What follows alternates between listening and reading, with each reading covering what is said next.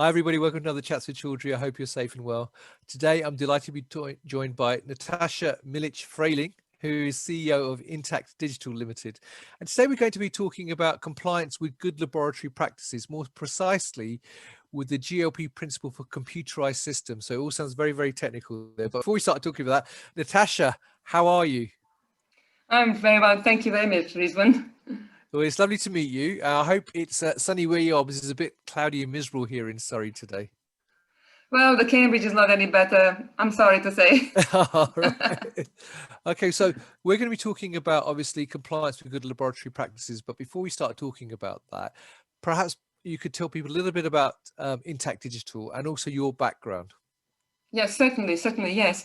So yes, my name is Natasha Milic Frayling, and I'm CEO of Intact Digital. I have spent most of my life in the computing industry. I started in the 1990s. I worked for Microsoft Research for about 17 years. And actually, it was around that time when I started working with libraries and archives and UNESCO. Those are the organizations that take care of our digital assets, and they have to think about future generations, how to preserve the knowledge for them. And so I became aware of this acute problem that as we move forward with the innovation, we leave behind so much, and the software is the problem, because we need software to access all our digital. So yes, so that was the idea behind Intact Digital, to solve that problem and see whether we can come up with the sustainable and practical solutions to this problem. That's what we do, yes. Right. Okay. So before we talk about pharma specifically, what do you define as a digital asset? So essentially, lots of people think this is my document, this is my Word document, my Excel spreadsheet, but in fact, asset can be even your program. Your favorite game can be an asset. Of course, in businesses, these can be databases, but most importantly, these are the simulations, designs, all of that is very much computer-based. And most importantly now, these days, we are all talking about the machine learning, AI systems. All of these systems create so-called models, and you can't print them.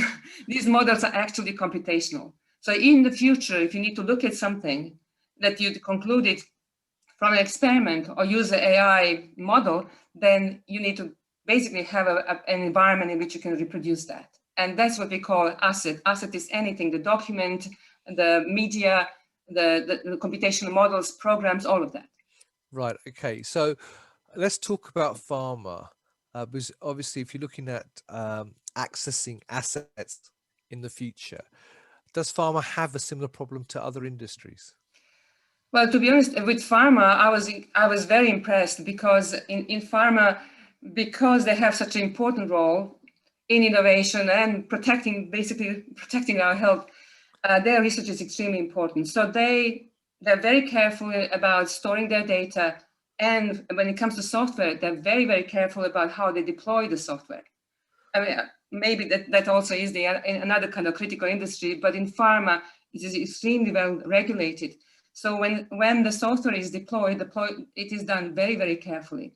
The issue that comes up is once the system is changed, so a new instrument is being used, a new software is being used, at that moment, we talk about decommissioning of the previous system and starting to use a new one. And so that transition is very, very critical, because the software that is also being decommissioned, in fact, needs to be used for archiving purposes. Right. So you're practically not using it for operational parts, but it's essential for the data that is stored in the archive. Because if we need to reproduce the study, the best way to reproduce is with the original software. And GLP guidelines, the good laboratory practices guidelines, that clearly state that the data, raw data from the studies, particularly the preclinical studies, need to be kept, because we always need to start from raw data to reproduce the results. But then they also say the software that's required needs to be taken care of. Put that in the archive too. Well, putting software in the archive is not a trivial issue. I can save something easily, but maintaining something for decades, that's a challenge. Right. Okay. So, obviously, on a very basic level, there is software which can convert previous documents from another form into the existing software. Is that not a way to just convert the data, or do you lose things?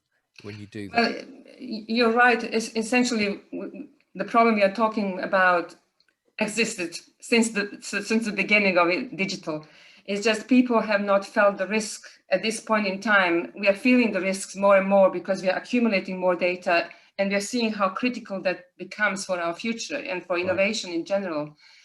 So there are methods, and in general, the vendors who are producing software, they have been very, very careful and very kind. In fact, trying to make sure that every new version can open previous data. They really take care of the clients. They want to make that easy.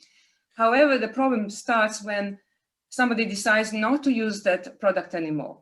So say I've done all the studies with this product, I'm now switching to the new one because it includes new technology. At that moment, when I stopped using the product, all my studies are depending on the last version that I've got. And that can be the last version for whatever reason, because I don't use this product from the vendor anymore, or it may be that the vendor decides to discontinue the product, which will happen. The issue here is that these sort of events happen regularly in the life cycle of the software. It's inevitable. So how do we deal with this? As you said, sometimes you can say, okay, my data can be transformed into some other format because there is a newer product, and that can open the software. But we know very well in computer science, if you give me two programs and I need to compare them, how can I guarantee that both of them are going to give me the same results? I mean, we are used to having PDF reader, and so we trust is going to always open my document, no problem. But we are talking about very sophisticated analysis. When the decisions are made, the people are looking at the pixels on the screen, they're looking at the graphs, they're making conclusions based on what they see. And if that cannot be guaranteed, then we cannot guarantee to reproduce the knowledge. So yes, we have methods. We can do transformation of data into new, but the most reliable thing is match the data with the software. Keep the software running and functional. That is a hard job. If you want to create a new software, it is going to be expensive, and you will have to also worry about whether they will reproduce the results. Well, while you were talking, it just struck me that I suppose one example of that is when they launched the track and trace, and they were using a very old version of Excel, which was losing the data at the bottom, and they didn't realize that it wasn't saving anything because it was such an old version. It only had so many rows in that. And I know that's a very basic example, but I presume that's a similar example of what you're talking about, really, that the software that you're using is not fit for purpose for what you think it is, and it's not able to use it properly. Well, you're pointing out to an important aspect that is about keeping track of versions, right? Even when the software is still functional, we all use Excel, and it's really, really widely used and an excellent application for so many things. But keeping in mind which version I have, and was that the one that opened my spreadsheet at that time? What if I had some macros? Who can guarantee that my macros in Excel still work? So the issue here is that we users, we can command only our data. We can't command the software. We have to trust the vendors that they take care of it. Right. Now, that's also a problem why we are sort of conditioned to think about data. We behave now nicely because we back it up, we put it on the cloud, we put it on a hard drives. We're taking care of the data. But the competencies of a regular user are such that they cannot take care of versions of Excel and keep them around.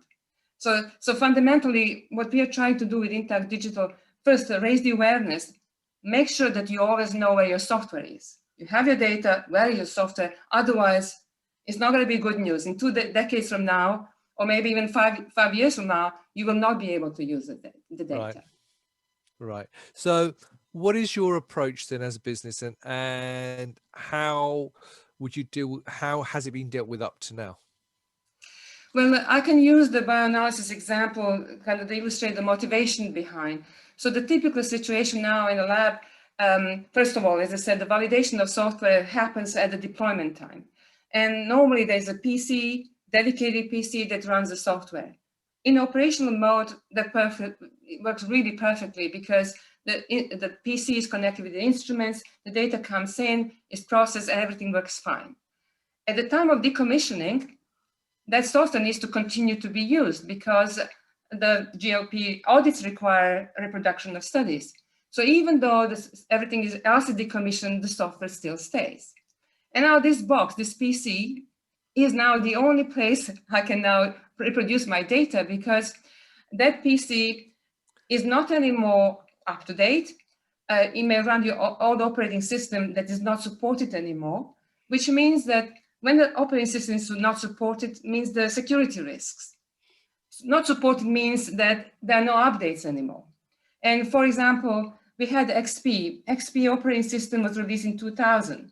The services stopped in 2015. So no more support after 2015.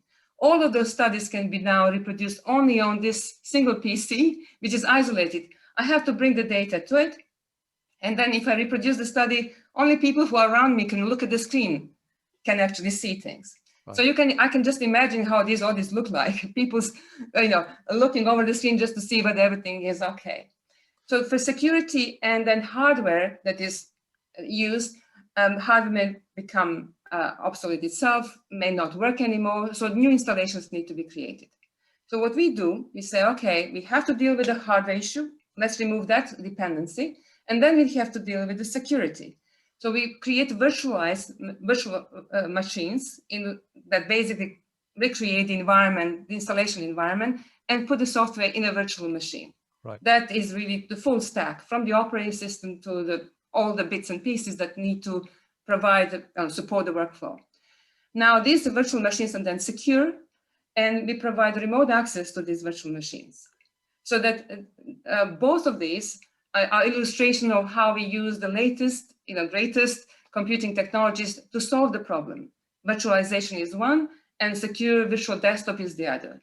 So now, if you need to use and reproduce the study, you can do it from your modern, contemporary, secured laptop, PC, you have it at your work. If you are an authorized person, you go to the archive, get the data. Then there is a protocol, very secure protocol, to move this into a virtual machine to reproduce the study. So that sort of setup, when you have software already installed, we call it software library. Right, okay. So essentially, you have a library of all your software that you need to reproduce your studies from before. Right, okay. So the software library is now hosting the legacy software, but how does that fit in with archiving practices and the reproduction of studies? So you can imagine, on one side you have eArchive, and that's managed with very very well established protocols. Everybody knows that the files that go in, that data needs to be kept just as it was. So we call that data integrity for the archival data. There is data integrity, right, of course, through the operations, when you really need to worry about how you pass the data from instrument to instrument or from software to software. So this is what we call it, data integrity during the operational part.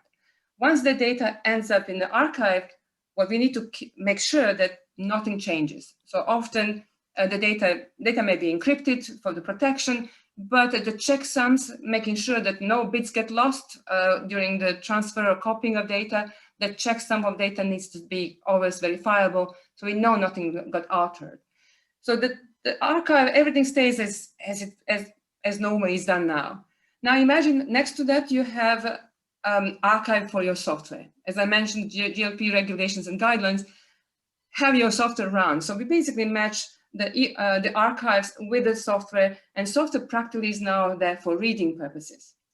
So now, if you need to reproduce your study, you go into the software library, activate the application, you activate the transfer or pull the data into the environment, look at the data, look at the study.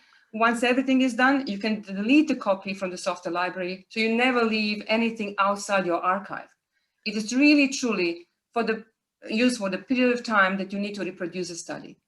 Good thing about this, if you have an auditor who needs to look at it from another computer, you just share your screen. It's as simple as Zoom.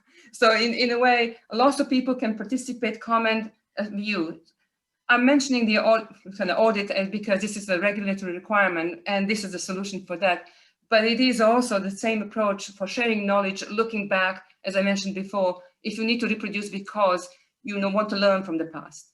Right. Okay. So are there guidelines or systematic approaches to dealing with legacy software within pharma?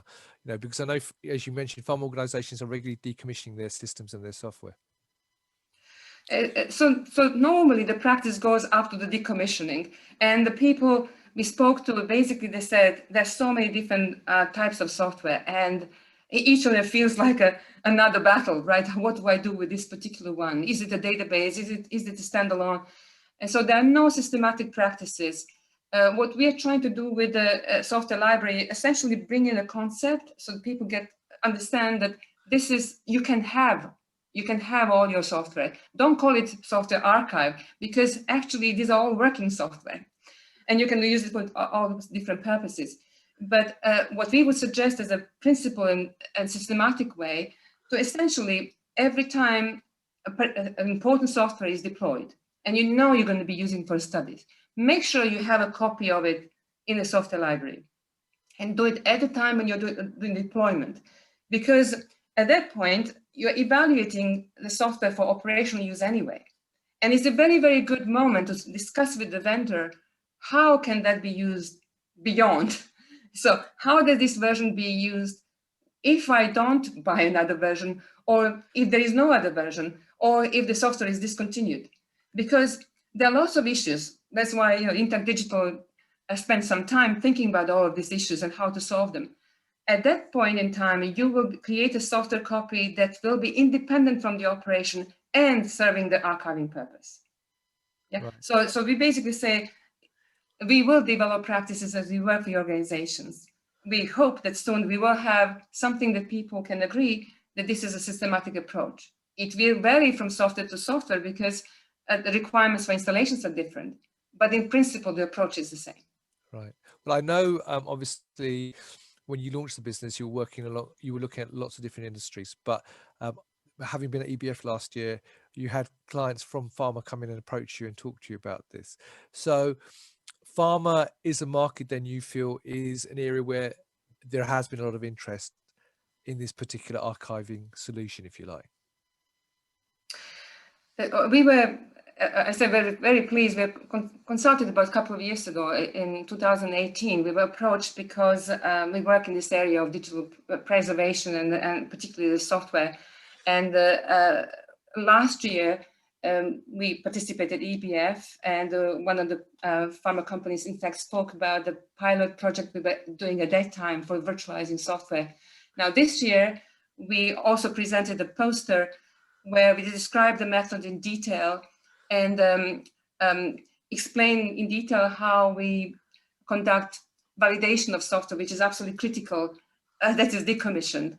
So if anybody's interested, we have a poster on our website. You can go and look at the software library, and there's a poster there. We also have an extended abstract that serves that. So if anybody's interested, please go and check it out. All right. And here we have the trials of doing a video because you've got the phone going off. No problem. Yes, sorry for that. Don't worry, you can switch it off, then don't worry. So you just mentioned the poster. So if people do want to know more about the software library and sort of how they can go about preventing and minimizing the loss of their digital assets, the poster is one area. And where else can they get more information? Well, as I said, we will be having more information published soon, but I would advise everybody just to go to our website. Please get our contact information and contact us, because we really, really want to engage with the community. This is a problem that must be solved. And luckily, the computer science innovation can help with the problem. And we, as experts in these, we want to work with the experts in domains and to solve this problem. Brilliant. All right, Natasha. Well, thank you very much for that. So there you go, everybody. You may not have thought you have a problem, but now you've suddenly realized you have. So if you want to know more, then please get in touch with Natasha. Obviously, I'll put the link to the website. I'll also put the link to the poster so you can have a look at the poster that Natasha was mentioning.